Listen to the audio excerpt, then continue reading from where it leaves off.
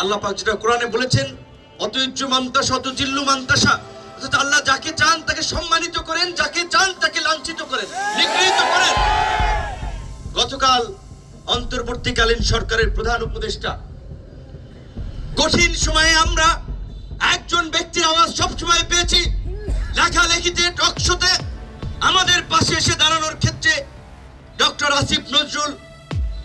অনেকে যদিও বলেন যে সে কি বিপিনুরের লোক বা বিপিনুর আসিফ নজরুলের লোক, কিছু কিছু মানুষ এই সমস্ত কথা বলে, কিন্তু আমরা একটা কথা বলতে পারি, আজকে অনেক বিশ্ববিদ্যালয়ের উপাচার্য, শিক্ষক সমিতির নেতা, বিভিন্ন ধরনের সংগঠন নামে আমরা দোকান দেখতে পাই, কিন্তু যেহেতু মিডিয়া আছে, আশপাশে অনেক মানুষ শুনছেন, এই জন্য এই কথাগুলো বলা।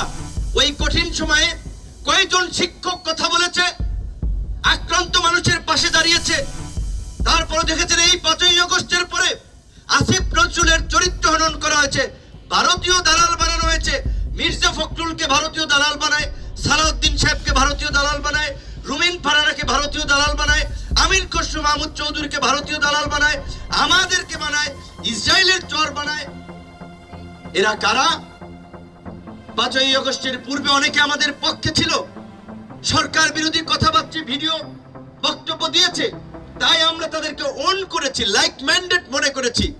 কিন্তু এই কালপ্রিট গুলো নির্বাচনকে সামনে রেখে, কিংবা গত 15 মাসে দেখেছেন দেশের মধ্যে নানান ধরনের মব ভায়োলেন্স করে বাংলাদেশকে একটি অস্থিতিশীল রাষ্ট্র হিসেবে বিশ্বের কাছে পরিচয় করিয়ে দিতে, রাজনৈতিক ফায়দা নিতে নানান ভাবে আমাদের জুলাইয়ের মধ্যে দিয়ে যে ঐক্য তৈরি হয়েছিল, সেই ঐক্য নষ্ট করার চেষ্টা করেছে, বিভেদ বিদ্বেষ ছড়িয়ে একটা অসহিষ্ণু সমাজ এবং ব্যবস্থা তৈরি করার চেষ্টা করেছে। আজকে যদি সোশ্যাল মিডিয়ায় যান, শিশু বৃদ্ধ ফেসবুক ব্যবহার করে, আপনার মতের সাথে কারো মত মিলতে নাও পারে। আমি গণ অধিকার করি, আরেকজনে বিএনপি, আরেকজনে জামাত ইসলাম চরমোনাই, কিন্তু দেখবেন কিছু কিছু মানুষ এত নগ্ন ভাবে, এত অসভ্য কথাবার্তা কমেন্ট ফেসবুকে বলে, এর মাধ্যমে তো তার ব্যক্তিত্ব ফুটে ওঠে। তাদের প্রোফাইল গুলো চেক করলে দেখবেন, তার ছবি দেখলে, তার লেবাস দেখলে বোঝা যায় যে সে কোন দল করে, কোন মত